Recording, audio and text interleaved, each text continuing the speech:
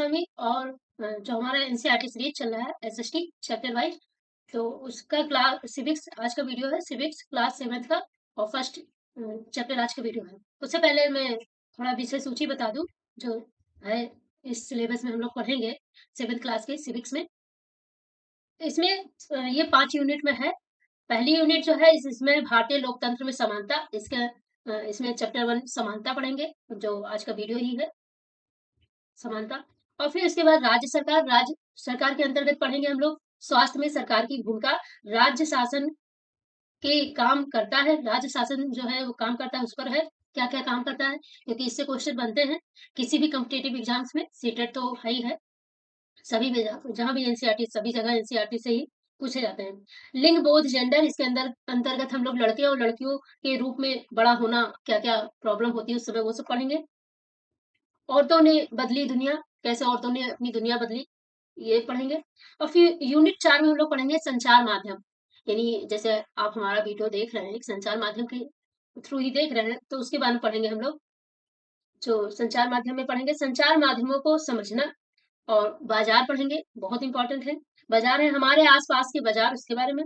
और इसमें बहुत बेसिक चीजें हैं, तो मेन मेन पॉइंट बता देंगे। आप एक बार आप रीडिंग लगा लीजिएगा चैप्टर। बाजार में एक कमीज, बाजार की एक कमीज को लेकर पूरी स्टोरी बताई गई है इस पर। तो अब चूंकि सिविक्स में इकोनॉमिक्स, ज्योग्राफी, ज्योग्राफी तो अलग है ही है, तो economics plus political science mix करके 8 तक पढ़ाया गया है। फिर 9 से अलग अलग सारे सब्जेक्ट हो जाते हैं एसएसटी के। आज का वीडियो है समानता। हमारे भारत में समानता को लेकर क्या है ये देखिए। एक छोटा सा बच्चा, ऐसे वैसे मैंने फिल्मों में ही देखा है, रियल में नहीं देखा। छोटा सा बच्चा इतना मासूम और पॉलिश करे, लेकिन इसमें है। और फिल्मों का ही सीन लग रहा है, ये देखिए नीचे भी, ये देखिए ये। पहले तो हम लोग पढ़ते हैं समानता कि समानता क्या है।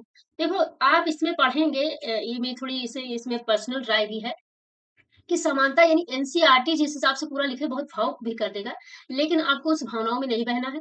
क्योंकि एनसीईआरटी कहना ये चाहता है, जैसे हमारी 5 उंगलियां हैं, तो एक छोटी है फिर उससे बड़ी फिर उससे सब है। ऐसे समाज में भी होता है। छोटे, अगर हम इनको समान कर देंगे, सबको समानता के लिए कहते सब, तुम क्यों छोटी हो, तुम भी इसके बराबर हो, तुम क्यों छोटी हो, तुम बराबर हो, तो ये क्या, ऐसे जब हमारे बराबर हो जाएगा तो काम ही नहीं आएगा। इसलिए समानता नहीं लाया जा सकता पूरा। लेकिन अब चूंकि इसमें समानता को लेकर कहा गया है, अब किसी का शोषण भी ना हो, शोषण के विरुद्ध, बिल्कुल बिल्कुल सब लोग शोषण के विरुद्ध है।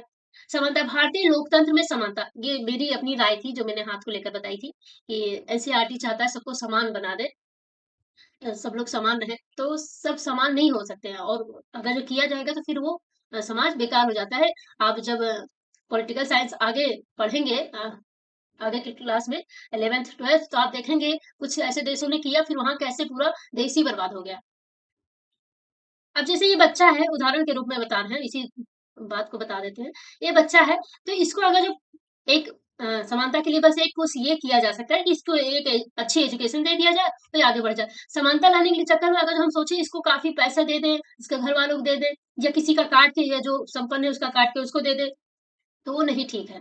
यानी बस इसको थोड़ा सा पुश चाहिए और अपने आप खड़ा हो, ये होना चाहिए समानता, तब उसकी वैल्यू रहेगी। फ्री में मिली हुई चीज की कोई वैल्यू नहीं रहती है।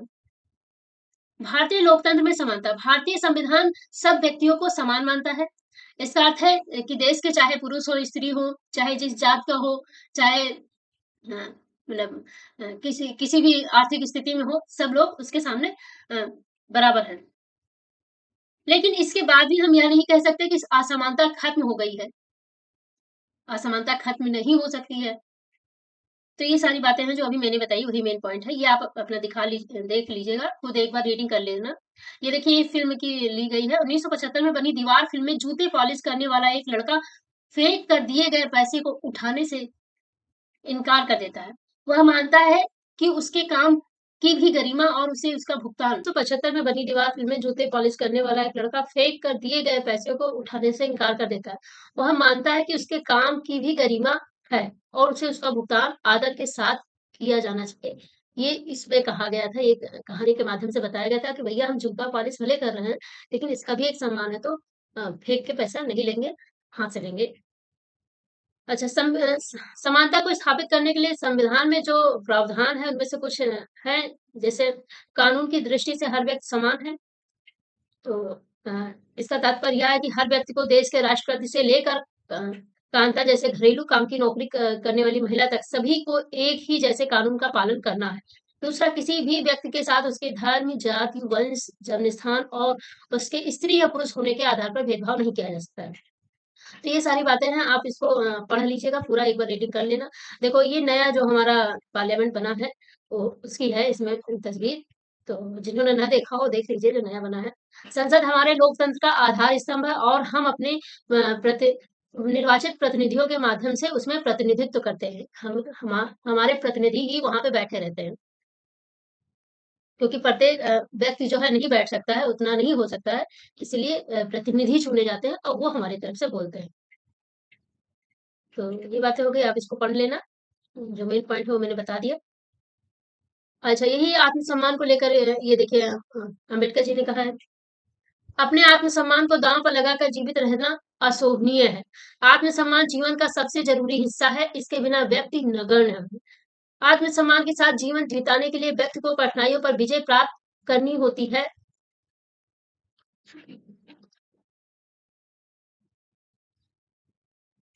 केवल कठिन और निरंतर संघर्ष से ही व्यक्ति बल, विश्वास और मान्यता प्राप्त कर सकता है, ये इन्होंने कहा था। ये देखिए इनकी जो लाइन है में बी आर अम्बेडकर, मनुष्य नासवान है, हर व्यक्ति को किसी न किसी दिन मरना है। ये बात बिल्कुल एकदम क्या कहते हैं, शास्त्रों के हिसाब से कह दी गई है। मनुष्य नासवान है, हर व्यक्ति को किसी न किसी दिन मरना है। परंतु व्यक्ति को यह संकल्प लेना चाहिए कि वह अपने जीवन का बलिदान आत्मसम्मान के उच्च आदर्शों को विकसित करने और अपने मानव जीवन को बेहतर बनाने में करेगा। किसी साहसी व्यक्ति के लिए आत्मसम्मान रहित जीवन जीने से अधिक अशोभनीय और कुछ नहीं है, ये अम्बेडकर जी ने कहा। वहां पे जो वाकया हुआ था, जब ये अपने पिताजी को लेने जा रहे थे, तो मैंने एक वीडियो में बताया है, तो उसी से उनको बहुत ज्यादा जो है ठेस पहुंची थी। फिर वहीं से जो है ये एक प्रण लिए कि हम आगे बनकर इस चीज को खत्म करेंगे। तो ये पॉइंट हो गया। अन्य लोकतंत्रों में समानता के मुद्दे, यानी जो देश के अन्य जगह हैं वहां पे समानता के मुद्दे क्या है, जैसे कि बोला गया, भारतीय लोकतंत्र ही एक ऐसा है जहां असमानता का अस्तित्व है और जहां समानता के लिए संघर्ष जारी है। सच तो यह है कि संसार के अधिकांश लोकतंत्रीय देशों में समानता के मुद्दे पर विशेष रूप से संघर्ष हो रहे हैं। जैसे संयुक्त राज्य अमेरिका में अमेरिकन लोगों के बीच होता है, जिनके पूर्वज गुलाम थे और अफ्रीका से लाए गए थे, गुलाम थे और वहां पे बसे, इसलिए लोग वहां पे उनसे कटते हैं कि भैया ये तो गुलाम थे, आज हमारे बराबर कैसे बैठ गए। वे आज भी अपने जीवन को मुख्य रूप से असमान बताते हैं, जबकि 1950 के अंतिम दशक में अफ्रीकी अमेरिकनों को समान अधिकार दिलाने के लिए आंदोलन हुआ था 1950 में ही। तो ये असमानता का जो मुद्दा है, आंदोलन ही हर जगह है और थोड़ा तो रहेगा भी, क्योंकि लोगों को लगता है कि हाँ, हमसे नीचा कोई होना चाहिए, हमसे नीचे कोई होना चाहिए। और हर टाइप से, हर स्तर से, अपनी जात से भी, अपने पद से भी, अपने रंग रूप से भी, अपने फीचर से भी, हर चीज में अपनी क्वालिफिकेशन के थ्रू भी, ये सारी बातें इसमें हैं। तो यहाँ मेन पॉइंट पढ़ते हैं।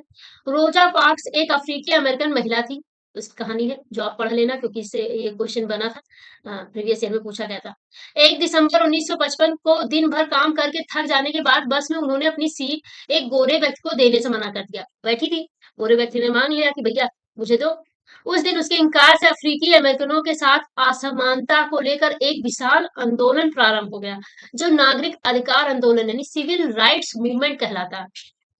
1964 के नागरिक अधिकार अधिनियम ने नस्ल, धर्म और राष्ट्रीय मूल के आधार पर भेदभाव का निषेध कर दिया 1964 में। तो ये पॉइंट याद रखिएगा, 1964।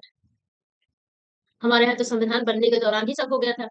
इनसे यह भी कहा कि अफ्रीकी अमेरिकन बच्चों के लिए सब स्कूलों के दरवाजे खोले जाएंगे और उन्हें अलग स्कूलों में नहीं जाना पड़ेगा, जो विशेष रूप से केवल उन्हीं के लिए खोले गए थे, यानी जो अफ्रीकी मतलब काले बच्चे, जो विशेष रूप से खोले गए थे। इतना होने के बावजूद भी अधिकांश अफ्रीकी अमेरिकन गरीब है। वहां के जो अफ्रीकी है अमेरिका में, वो अभी भी गरीब है। अधिकतर अफ्रीकी अमेरिकन बच्चे केवल ऐसे सरकारी स्कूलों में प्रवेश लेने की ही सामर्थ्य रखते हैं, जहाँ कम सुविधाएँ हैं और कम योग्यता वाले शिक्षक हैं। जबकि गोरे विद्यार्थी निजी स्कूलों में जाते हैं, ये तो एक अलग बात है, निजी और प्राइवेट स्कूल को लेकर। इस पर इसको कुछ नहीं हो सकता, क्योंकि अब किसी के पास पैसा ज़्यादा होगा, सक्षम होगा तो भैया अच्छे से अच्छी जगह भेजता है। अब गवर्नमेंट फ्री में पढ़ा रही है, क्या-क्या सुविधा दे दे, सब थोड़ी ना दे देगी। जबकि गोरे विद्यार्थी निजी स्कूलों में जाते हैं या उन क्षेत्रों में रहते हैं, जहाँ के सरकारी स्कूलों का स्तर निजी स्कूलों जैसा ही ऊँचा है। गोरे विद्यार्थी जो हैं, कुछ सरकारी स्कूल जो है उनका स्तर अच्छा है, तो ये वहाँ पे रहते हैं। ये देखिए, ये देखिए, यहाँ से विद्रोह हुआ था।